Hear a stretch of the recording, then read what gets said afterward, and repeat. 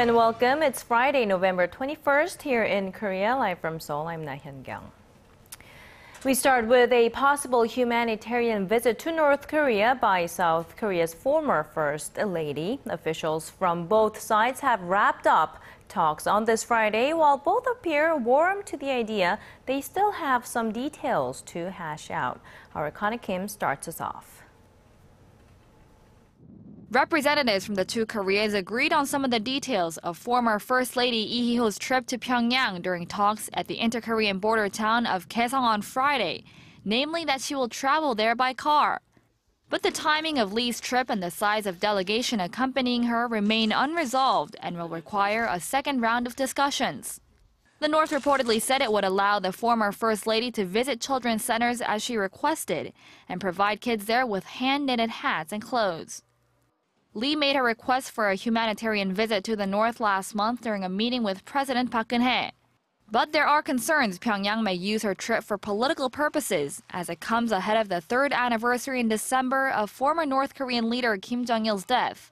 Lee Hee-ho visited Pyongyang 3 years ago to attend Kim Jong-il's funeral and met with current North Korean leader Kim Jong-un. Discussions for Lee's trip come amid frosty inter-Korean relations. Planned high-level talks set for earlier this month never materialized as Pyongyang objected to the flying of anti-North Korea leaflets by South Korean activists. Experts say a visit to Pyongyang by the former First Lady could be a small step toward improving cross-border ties. Connie Kim, ARIRANG News. And we move on to reports coming out of Moscow. Russian President Vladimir Putin is willing and ready to hold a one-on-one with North Korea's young leader Kim Jong-un. Now that's according to Russia's Foreign Minister Sergei Lavrov, who also said Pyongyang is ready to talk about denuclearization. Our Kwon So-ah has this report. As soon as Kim Jong-un's special envoy Choi Ryong-hae's plans to visit Russia were announced, speculation lit up about a potential summit between the leaders of North Korea and Russia.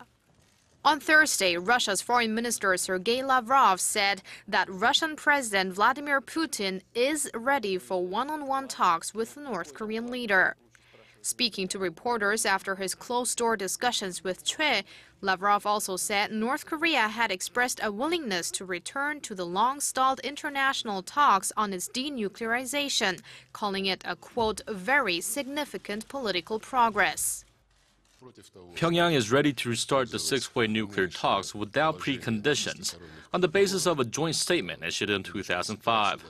We fully support this decision, and will also be working with all concerned parties, including the United States, Japan, and South Korea, to seek common trust for the resumption of the negotiations. The six-party talks have not been held for almost 6 years. North Korea withdrew from the negotiating table in late 2008 after restarting its nuclear enrichment program. Thursday's talks also focused on the two countries' economic partnership. The officials discussed Russian companies' participation in the inter-Korean Kaesong industrial complex and a joint project that would modernize North Korea's railway system. Lavrov says North Korea is ready to open lines of communication with South Korea on trilateral projects if everything goes smoothly.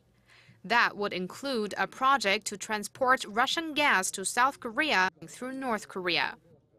Kwon So-ah, ARIRANG News. And staying with Russia, Foreign Minister Lavrov has criticized a UN committee's move to refer the North Korean leadership to the International Criminal Court for crimes against humanity. He called the step confrontational and counterproductive. In the recent vote at the UN, Russia voted against referring the North to The Hague. The Russian minister added if the goal is to help countries like North Korea fulfill their human rights obligations, dialogue needs to be more professional and less politicized.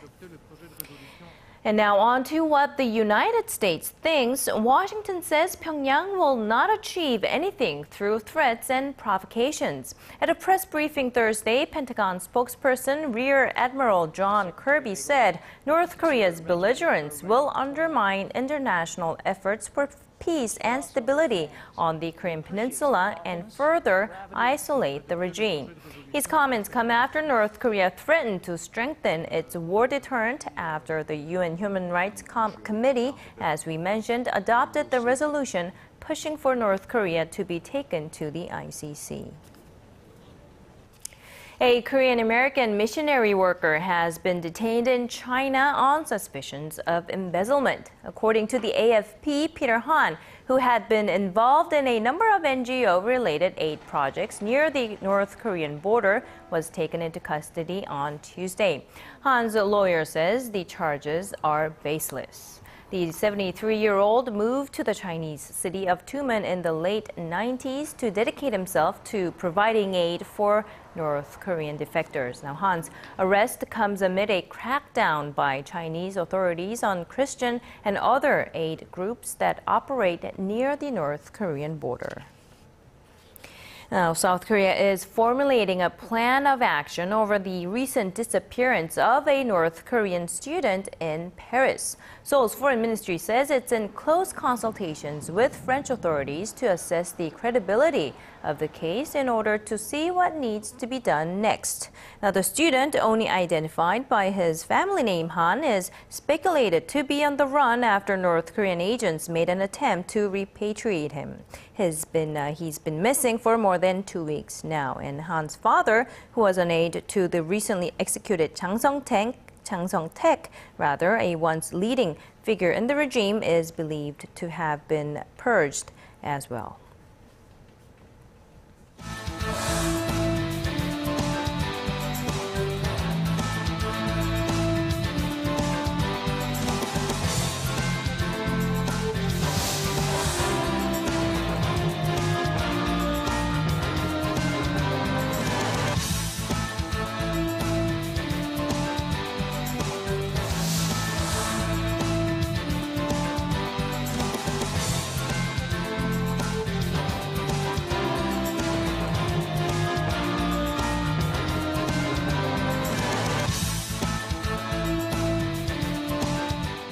And as you just saw, Korea has apparently been investing a lot in R&D. The Science Ministry says the amount spent on R&D compared to the nation's GDP tops the world rankings, and it's not the first time.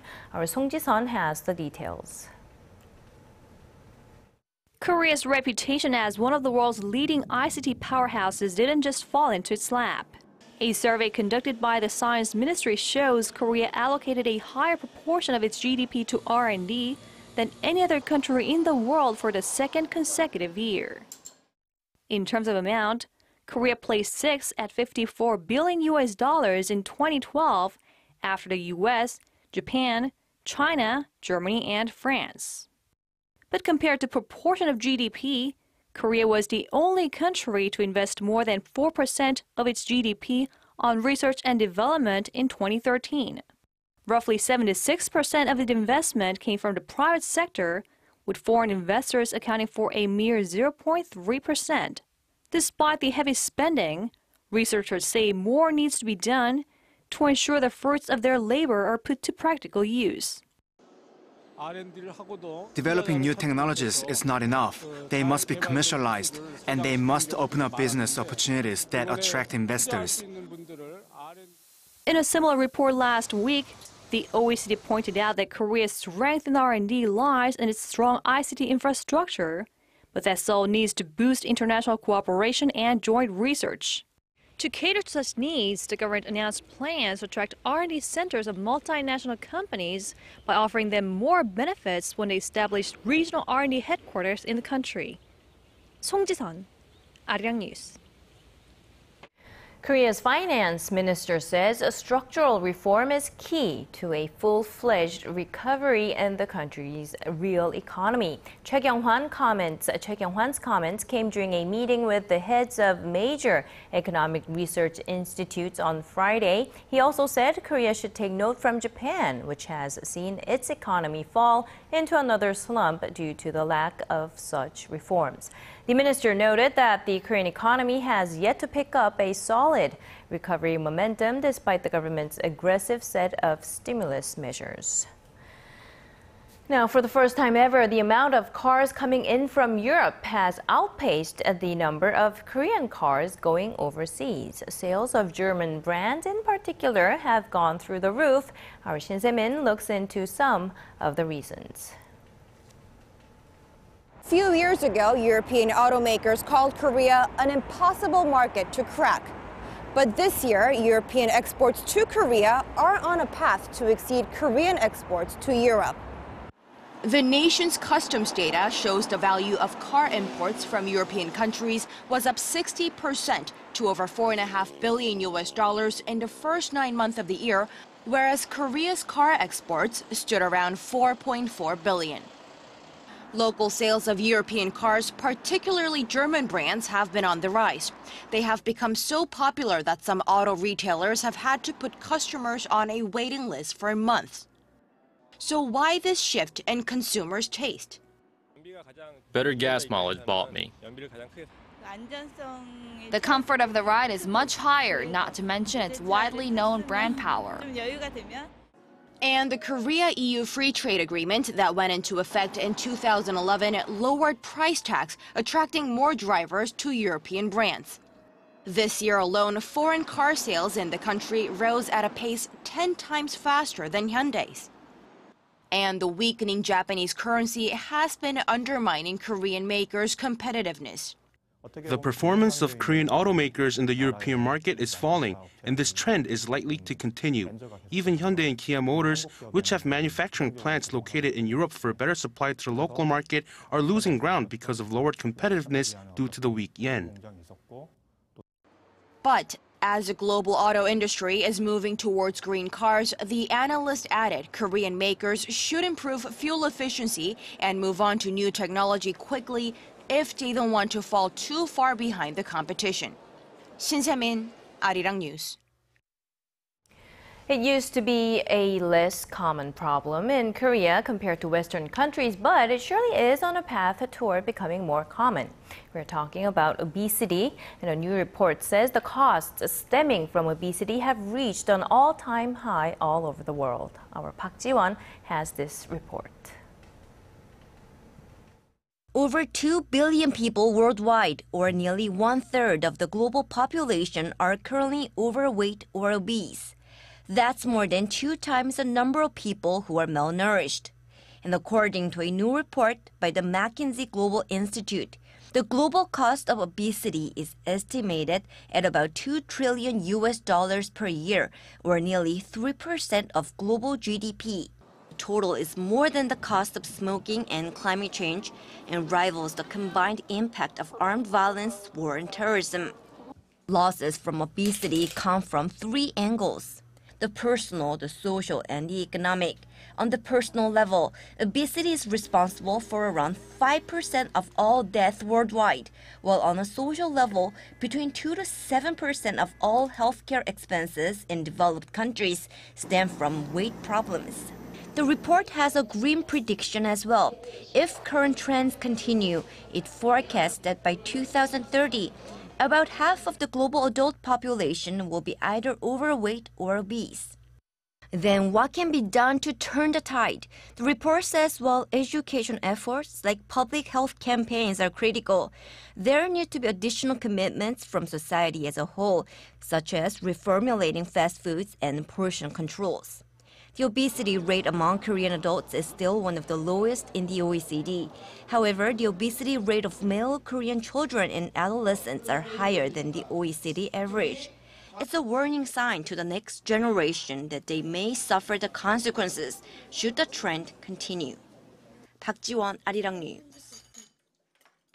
Korea is set to launch its first domestically developed multipurpose satellite into space in a few months. The Korea Aerospace Research Institute says the ARIRANG 3A, developed by Korean companies in cooperation with the institute, will blast off from a launch site in Russia early next year. The 1-ton satellite is equipped with optical and infrared sensor cameras that will enable Korean researchers to see high-resolution images of Earth even at night. Scientists say once deployed, the satellite will operate for the next 4 years. bringing you the fresh updates from stories breaking in Korea and abroad. We give you a bigger and better picture of the world. Join Laah Hyun-kyung live from Seoul. Every weekday, only on ARIRANG.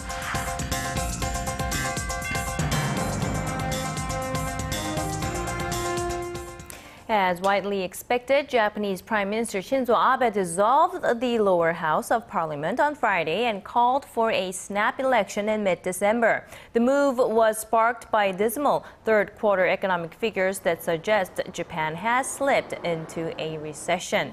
Prime Minister Abe hopes the snap election will give him a fresh mandate to push through reforms, including a delay of a tax hike to 10% that was scheduled for October of next year.